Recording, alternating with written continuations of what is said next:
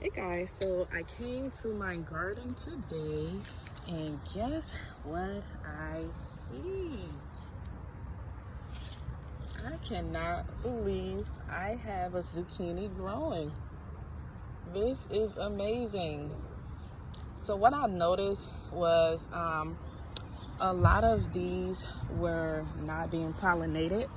So the change that I made was putting a flower right next to the plant, and after I put these there, I started noticing that baby right there.